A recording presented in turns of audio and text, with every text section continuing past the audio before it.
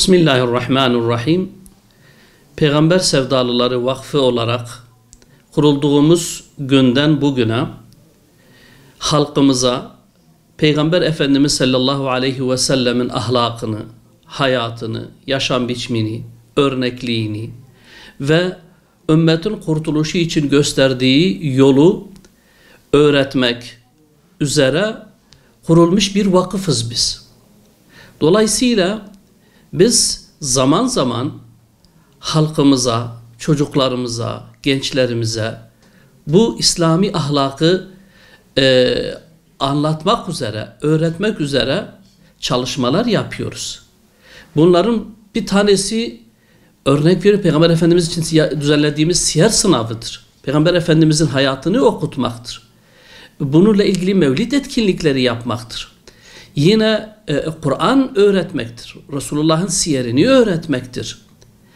Dolayısıyla biz bunları yaparken maalesef bu halkın içinden çıkmış, halkın desteğiyle milletvekili vasfını kazanmış, meclise gönderilmiş bazı vekiller, demli milletvekilleri yaptığımız bu hayırlı hizmetleri sanki bir suç işlenmiş gibi, bir yanlış yapılmış gibi, bu halka bir kötülük edilmiş gibi soru önergesiyle adeta meclise, devlete, bu kamuoyuna şikayet ediyorlar. Bu gerçekten garip bir durumdur. Halkımız dindar bir halktır. Halkımız Müslüman bir halktır. Halkımız peygamberine inanmış, peygamberini seven, dinini seven bir halktır. En büyük özelliğimiz budur bu halk olarak. Biz bu güzel hasletleri insanlarımıza paylaşırken suç mu işliyoruz acaba? Yanlış mı yapıyoruz acaba? Çocuklara Kur'an dersi vermenin neresi yanlıştır? Ben burada halkımıza sesleniyorum. Çocuklarımıza Peygamber Efendimizin ahlakını öğretmenin neresi suçtur? Gençlerimize İslami terbiyeyi öğretmenin neresi suçtur? Kız çocuklarımıza Yüce Allah'ın emri olan tesettürü öğretmenin neresi suçtur? Çocuklarımıza, kızlarımıza, gençlerimize Kur'an'ın hafızlığını öğretmek neresi suçtur? Yaptığımız şey bunlardır. Çocuklarımıza namazı öğretiyoruz, Kur'an'ı öğretiyoruz, Peygamber Efendimizin hayatını öğretiyoruz, İslam'ın terbiyesini öğretiyoruz. Bu Müslüman olarak hepimizin görevi değil midir? Anne babalara sesleniyorum. Bunda bir mahsur var mıdır? İslami terbiye ile yetişen çocuklarınızla ilgili bir şikayetiniz var mıdır? Ama maalesef toplumumuzun ıslahına yönelik yaptığımız bu hayırlı çalışmalar birileri tarafından suç gibi size anlatılıyor. Bunun önü kesilmeye çalışılıyor. Oysa aynı insanlar bu çocukların ellerine silah verildiği zaman soru önergesi vermediler. Bu insanlar çocuklarımızın parklarda, çarşılarda her türlü ahlaksızlık hastalığına müptela edildiği zaman kimseye bir şikayette bulunmadılar. Neslimiz bugün ne hale geldiği hepimizin malumu değil midir? Aile diye bir şey kalmadı, terbiye diye bir şey kalmadı. Çocuklarımız madde müptelası oldu. Genç kızlarımız artık her gün intihar eşiğine geldi maneviyatsızlığın neticesinde. Bütün bunlara mukabil bir çare olmak üzere bu hayırlı hizmetlerimizi insanlarımıza yaparken suçlu ilan ediliyoruz. Ve ben bu yüzden halkımıza onlar bizi bu hayırlı hizmetlerimizden dolayı meclise soru önergesiyle şikayet ederken ben de bu vesileyle onları önce Allah'a şikayet ediyorum. Ya Rabbi, bütün bunlar senin emrindir, peygamberinin sünnetidir, dinimizin gereğidir. Ve biz bu kulluğumuzun gereği olan bu güzel hizmetleri yaparken birileri bizi mahkum etmeye çalışıyor. Diğer taraftan ben de halkımıza şikayet ediyorum.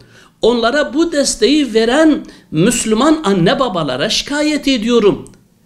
Siz bunun için mi bunlara yetkiyi verdiniz? Sizin namazınızın önüne geçsinler mi diye?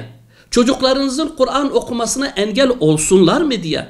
Kız çocuklarınızın iffetli yetişmesine engel olsunlar diye mi bunu yaptınız? Onlara bu yetkiyi verdiniz. ve verdiğiniz yetkiyi gözden geçirmenizi tavsiye ediyorum. Bunlar bu halka hizmet değildir bu yapılanlar. Onların bu yaptığı bu halkın hizmeti değildir. Halkımız namusludur, halkımız dindardır, halkımız Müslümandır, halkımız iffetlidir. Tarih boyunca Kürt halkı bu güzel özellikleriyle, hasletleriyle hep tanınmıştır.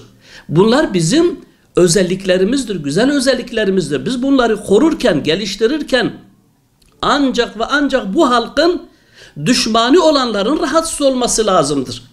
Halkın içinden çıkmış, bu halkın desteğiyle meclise gitmiş olan bu insanların buna karşı çıkması manidardır. Halkımız bunu görmesi lazımdır.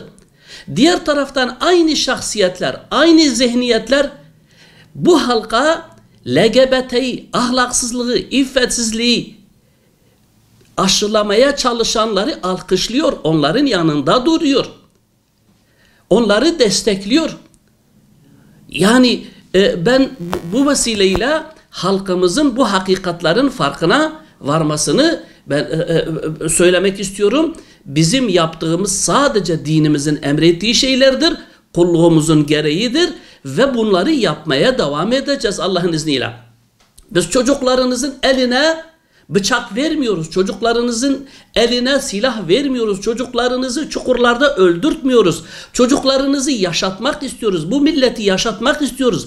Bu milletin huzurunun, birliğinin, beraberliğinin, kardeşliğinin ancak İslami bir hayatta mümkün olabileceğine inandığımız için, dinimiz bize bunu emrettiği için çocuklarımıza, gençlerimize, genç kızlarımıza tesettürü öğretiyoruz, namazı öğretiyoruz, İslam'ı öğretiyoruz, ahlakı öğretiyoruz. Peygamberlerin tamamı bu vazifeyle görevlendirilmişler. Peygamberlerin vazifesini yapmaya çalışıyoruz. Neden suç işlemiş gibi soru önergeleriyle efendime söyleyeyim bunların önü alınmaya çalışılıyor? Halkımız bunu görsün, halkımız bunu artık değerlendirsin ve bu yapılanların dostların işi olmadığını görmesi gerekir diye tavsiyede bulunuyorum ve bunu yapanları da evet başta da dediğim gibi Allah'a havale ediyorum. Çünkü bunlar Allah'ın dininin önüne geçmeye çalışıyorlar. Kur'an'ın ifadesiyle onlar Allah'ın nurunu söndürmek istiyorlar ama Allahu Teala mutlaka nurunu tamamlayacaktır. Ben bu vesileyle bütün kamuoyumuzu saygıyla selamlıyorum.